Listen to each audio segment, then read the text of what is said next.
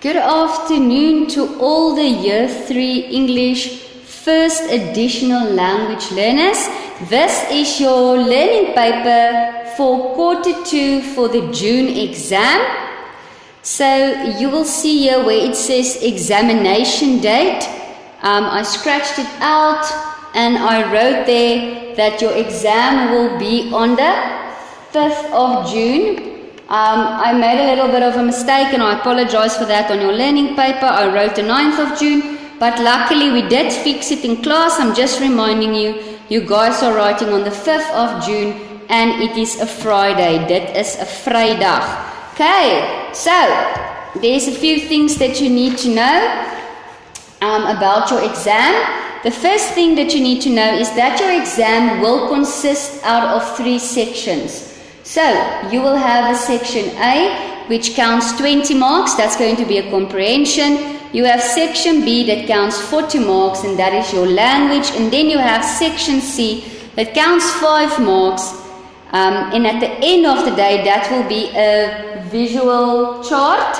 And then it will be a total of 56 marks for your exam paper. And you will have 1 hour to complete your test. So, let's jump straight into your learning paper, starting on page number 2. So guys, your section A consists out of a comprehension. So, you guys know by now that you cannot study for a comprehension test. You are not able to prepare for it. So what is a comprehension test? Just to quickly remind you again, a comprehension test is a type of exam where you read a passage, where you read a story, where you read a story, an article, a text, a cartoon, or an advertisement, and then what you're going to do is you are going to answer questions about it.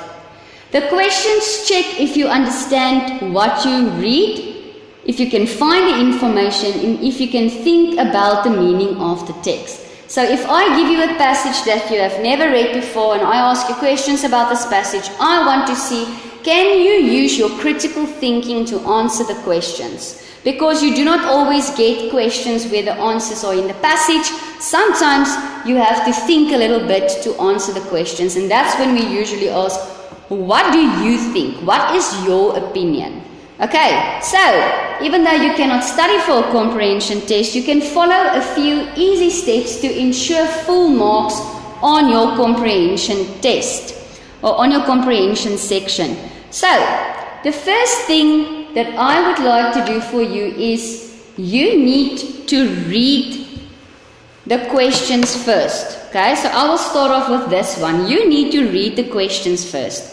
This helps you to know what to look for in the text. So if you know what the questions are, then you can go and when you read the passage carefully after that, then you know, okay, these are the questions, these are the things that I need to look out for, and then you can start already looking for it when you are reading. So when you read your passage carefully, take your time and make sure that you understand what the passage is trying to tell you. Okay, after that you are going to go over to point number 3 and you are going to highlight or underline your keywords or key sentences within the comprehension test. So as you are reading, you read now some of the questions, maybe you can spot some of the answers and then you highlight them as you go along. Why? Because this helps you to find the answers quicker in the written piece. Okay, after that, if you have your answers from the passage and you are now ready to write them down, you must always try your best to answer the questions in full unless the question says otherwise. Okay, so I'm going to do that point and use your own words in exactly the same point. I just want to quickly read this one. Use your own words. Do not copy directly from the passage unless you are used to quote something or to prove an answer. Okay. Now let me discuss these 2 points together. So basically, as far as possible, you need to use your own words to complete the passage. Alright? You are going to obviously copy a word here and there, that's exactly the same, but you are going to use your own words.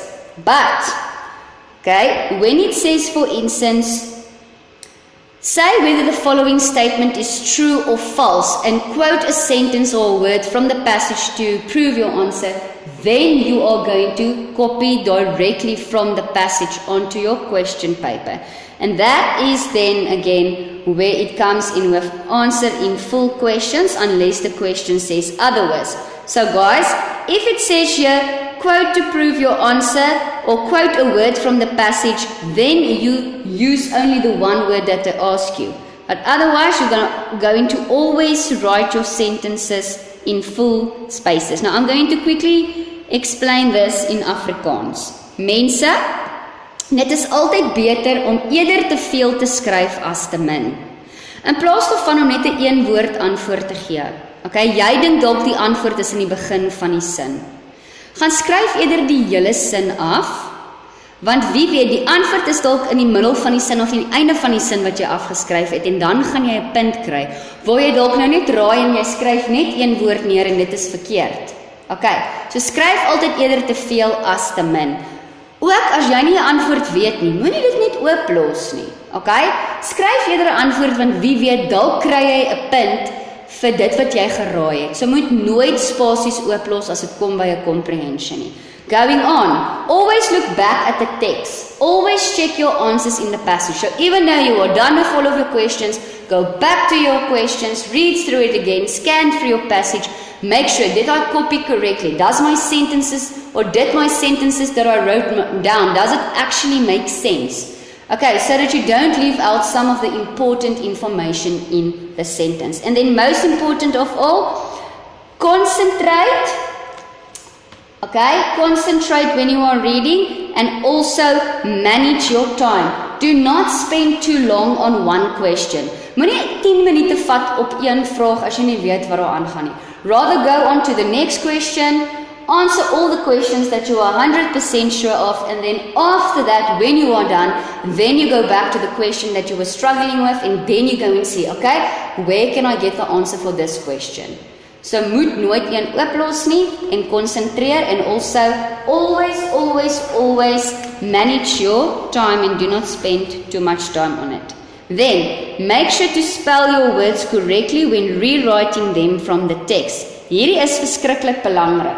Okay, if I give you a passage and I say, here is the passage in front of you, write down the answer. You cannot copy from a passage onto your question paper incorrectly. Jy kan nie verkeerd afskryf as die sinne voor jou is nie.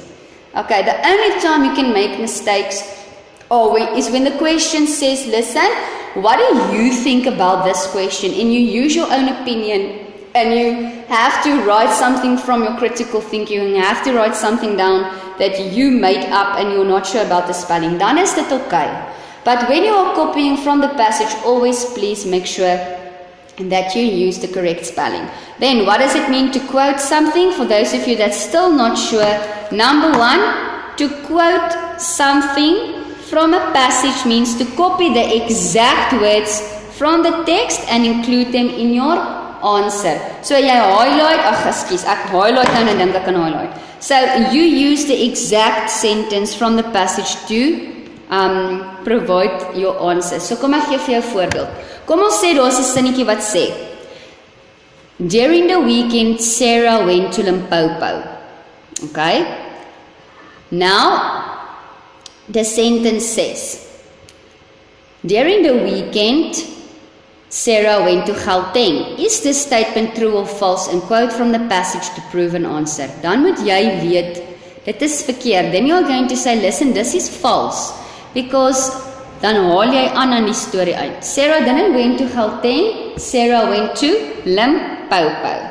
Okay, so haal altyd aan om jou antwoord te staaf. You usually put the words that you have copied. So wanneer jy ietsie aanhaal, you always put it in between quotation marks. Nou mense, quotation marks in Afrikaans is aanhalingstekens. Dit lyk soos daai kommaatjies in die lug wat ek altyd van praat. And this show that you are not using your own words. En dan hierso is 'n voorbeeld. If the passage says, the boy ran quickly to catch the bus, and the question is, how did the boy ran to catch the bus, or how did the boy move? then you can quote a word to say quickly. Hoekom gebruik ons quickly? Want quickly was in die sin gebruik en daar het jy jou antwoord kom staaf deur om die leesstuk te gebruik. And this is comprehension, how to prepare for it. And this will count 20 marks for your exam. Okay, going on to section B, which is the language. Demonstrative pronouns. Alright, so we recently did this. This is not something that's new to you, but let me explain to you again. A demonstrative pronoun is a word we use to point to or identify a specific person or a thing. They replace nouns and tell us which thing or person we are talking about. So, kom ons staan gou stil hier so by. It is you use to point to or identify a specific person or thing. So guys, demonstrative pronouns is wanneer jy iets aan iemand demonstreer. Okay, so before we can do that, you need to first know what a noun is. So just to remind you, we did this the other day. A noun is all the things you use your senses for. It is when you can see, it is when you can touch, it's when you can hear, or when you can taste, or when you can use something, see, hear, touch, use, and also you can experience it. Okay, so jy kan dit sien, jy kan dit voel, jy kan dit hoor, jy kan dit proe, jy kan dit vat, and also you can smell it. Okay, dit is deel van jou sintuie. So enigiets wat in daai kategorie val is then a noun. So guys, demonstrative pronouns demonstrate to one of the nouns. So there are 4 main nouns that you need to know about. And they are this and that, these and those. So let's go back to this. I say you on your learning paper, this is used for one thing that is near to me. So I made a little block here to explain this to you. So this is something that's near to me. Dit is naby aan my. And it is one thing. Met ander woorde, dit is singular. Dit is net een ding. So dit is naby aan my. Dit beteken ek hoef nie ergens heen te tree om aan dit te vat nie. I do not have to walk a mile to get to that specific thing. So this is, for instance, when my highlighter is here in front of me, dis een highlighter, ek sê, this is Juffrou van Niekerk's highlighter. Okay? This is Juffrou van Niekerk's ruler, one ruler. This is Juffrou van Niekerk's pen. So it's close to me, I don't have to walk somewhere to touch it, and that is why it is called this. And then if you look at the examples, it tells you here, this is something that is singular and it's also near to me. Dit is naby. This is my book. Ek kan dadelik aan hom vat. Hier's my book. This is my pencil and this is my backpack. Want as jy draai en jy wys vir iemand, is jou rugsak op jou rug. Jy hoef nie ergens heen te stap nie. And that is why it is called singular and near, and this is what the function of this is. The next one is that, and it is used for one thing that is far away from me. So, en kom ons gaan terug na hierdie tabelletjie toe. That is something, ek het hier 'n foutjie gemaak, askiesie. That is something that is far away from me, en dit is in die enkelvoud, it is singular. So, that is when I cannot just touch it when I reach out. I have to actually walk to it to show someone something. And that can take a while. That's why it says you point to something. So I want you to think about the houses across the street from my classroom. Okay? If I'm standing in the class and the house across the street caught fire, then I'm going to say, oh, Julle, that house over there, it's on fire. Ek kan nie dadelik aan die huis vat nie, maar ek kan julle wys. Of ek gaan sê, you see that boy with the pink bag? He is the one that was in trouble today. Dit is een seun of een huis, en omdat dit ver weg van my is, en dit is enkelvoud, gebruik ons that. Also, if you look at the examples here, that is far away from you, it is singular. So, that is the tree over there. Over there sê vir ons, dis ver weg. That is the house on the hill. The hill is ver weg. That is my friend across the street. Jy moet eers na hom toe loop of haar toe loop om by hulle uit te kom. And that is why it is that, because we have to point to them. Next up on the list, we have these. And these is used for more than one thing that is near to me. Okay, so these is now more than one thing. And let's say for ons, dit is plural en dit is naby my. So if I look at the little list here. Oh guys, I got so confused. I'm so sorry. You see, this happens if it's late on a Friday afternoon. So guys, I'm sorry. Ignore this one. Hierso. This is used for more than one thing that is near to me. Dis naby aan my. So, this is the plural form. So instead of saying, this is Juffrou van die Kerk's highlighters, I pack all my highlighters here in front of you. Now I say, these, dis naby my, meer as een. These is Juffrou van die Kerk's highlighters. Instead of saying, this is Juffrou van die Kerk's pen, I say, these are Juffrou van die Kerk's pens. Okay, want dit is nou meer as een ding, en dit is naby my. Next up on the list, you can see here the examples. These is plural and it's nearby. And then guys, in your example, shoes, more than one. Toys, more than one. Friends, more than one. These are my shoes. These are my toys. These are my friends sitting here. So here tells me that it is naby aan waar ek is. Okay, and then we have those. Those is used for more than one thing that's far away from me. Meer as een ding wat ver weg van my af is. So those is far away from me and it's in the plural form, is ver weg van my af. So, if I look at the examples over here, those are the mountains far away. Far away obviously tells me it's far away. Those are my shoes on the shelf. Those are the birds in the sky. So I cannot touch the birds in the sky, more than one bird's far away from me. And that is why we use those. And guys, these are the only ones that's demonstrative pronouns. So this and that has to do with the singular form. And these and those have to do with plural form. Okay, and an easy way to remember this is, I made a little formula here for you to go and study. This and these means it's near to me, dis naby my. If you can touch it or it's close, that and those is far away from you. You must point far away. And then guys, there are just a few examples that you can go and study on your own, and you are also welcome to go through the examples that we did in our workbook. Okay, and that's that for demonstrative pronouns. Let's go over to next up on our list, articles, definite and indefinite, articles. Alright, this is the last piece of language that we did before your exam, so hopefully it's still very fresh in your memory. So let me just quickly explain this again. Articles are small words that is used before a noun. So ek het nou net vir julle verduidelik wat is 'n noun. It's anything that we can see, touch and use. So, for example, I can see a desk, I can eat an orange, okay, and also I can see the moon at night.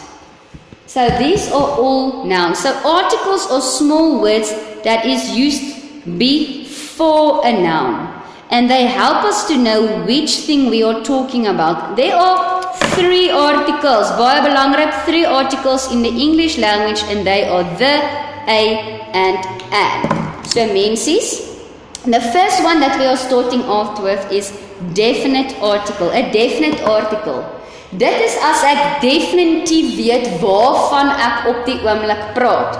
So, it says there, this is used when we are talking about a specific person, a specific place, or a specific thing.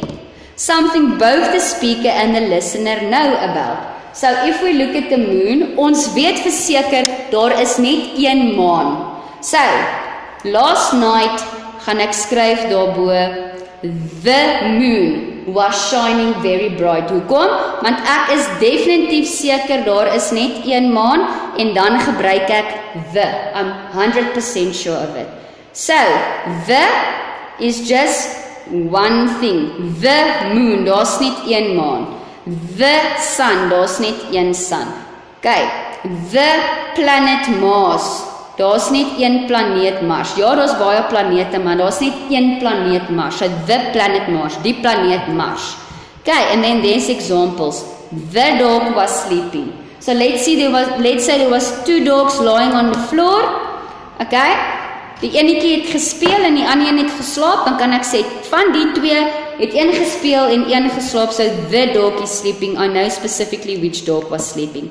I like the Red Bull. So let's say your mom takes you to the shops and she says, listen, you can choose any color bull that you want. You can choose between the red and the green one, and then you say, no thank you mom, I would rather have the red one because it's my favorite color. Dan is daar nou net een keuse. So it's a particular bull we know about. Okay, please close the door. So as jy in 'n vertrek is en daar's net een deur, gaan jy die deur toemaak. You're going to close the door. And then the sun is very hot today. There is only one sun. En dit is wat de doen, the article the. Now we're going over to indefinite. Indefinite articles. The first one that we are going to work with is the indefinite article a.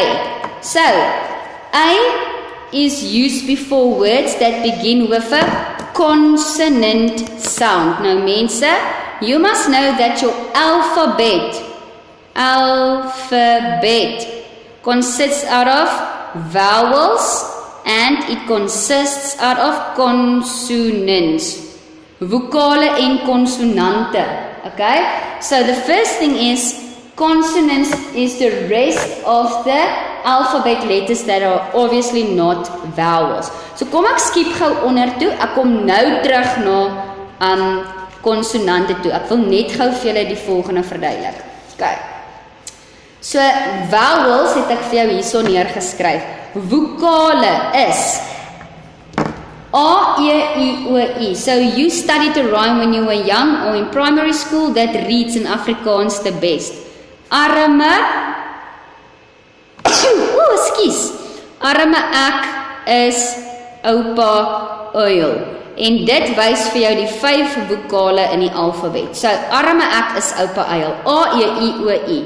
Now you know, if you remember these 5 letters, you will automatically know that consonants is the rest of the vowel sounds that's not here. So, A is 'n vokaal, hy is klaar gebruik. So wat bly oor? B, C, D, E is 'n vokaal. F, G, H, I is 'n vokaal. J, K, L, M, N. O is 'n vokaal. P, Q, R, S, T. U is 'n vokaal. So dan weet jy die res is almal konsonante. So, consonants, in front of any words that begins with this letter, you always put a letter A. A baby, a cat, a dog, a frog, a goat, a hat, a jacket, a killing machine, a lovely day, a man, a niece, a person, a rat, a storm. So you get the picture. We use it when we are talking about one thing and it's not specific. So ons is onseker. So in place of saying the dog is sick or the dog was barking, I don't know where the dog was barking. Nou gaan ons sê a dog was barking. I don't know where the sound came from, but a dog was barking the whole night long. Okay, and then there is an example. I saw a cat in the garden. She wants a pencil for her work and he wants a bike. So, weer eens.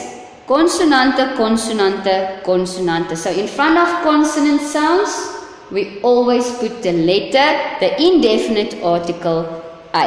You are welcome to go through your work that you did in your workbook. Next up, we have indefinite articles and. Nou hierdie is die een wat julle almal altyd mee sukkel. En dit is regtig nie nodig nie want dit is eintlik verskriklik maklik. So, and is used before words that begin with a vowel sound, soos wat ek nou net verduidelik het. A-E-I-O-I, arme ek is oupa eil. Okay, so nou staan daar. I ate, nou kan jy dit gaan toets. An apple. Hierso an, oepsie, skiesie. Hierso an elephant. I had an egg for breakfast. Okay, so hierdie is die makkelikstes, die A, E, I, O, I klanke is die maklikste. Dit kry altyd 'n aan voor mense. But now there are certain exceptions to the rules that you need to be aware of. Daar is uitsonderinge wat jy moet ken. So it says here, she is an honest person. It was an honor to meet you. It took us an hour to get there, and she is the heir to the throne. Nou gaan jy vir my sê, but ma'am, you just told me that in front of consonant sounds or vowel sounds, we always put an an, and in front of consonants a I. But juffrou, H, juffrou, that's a consonant. Juffrou, H is 'n konsonant. Nou sê ek vir jou, yes, dit is so, maar because these words, honest, honor, our, and hair, starts with a H, we pronounce them so that we hear the vowel sound. So ons hoor die O-klankie wanneer ons dit uitspreek. Ons sê nie, she is an honest person nie. Ons sê, she is an honest person. So ons hoor die O-klankie. It was an honor to meet you, not an honor to meet you. It took us an hour to get there, not an hour to get there. So basically all the H's are silent. And then heir to the throne, jy sê nie, she's the heir to the throne, she's the heir to the throne. So ek het hier vir jou verduidelik.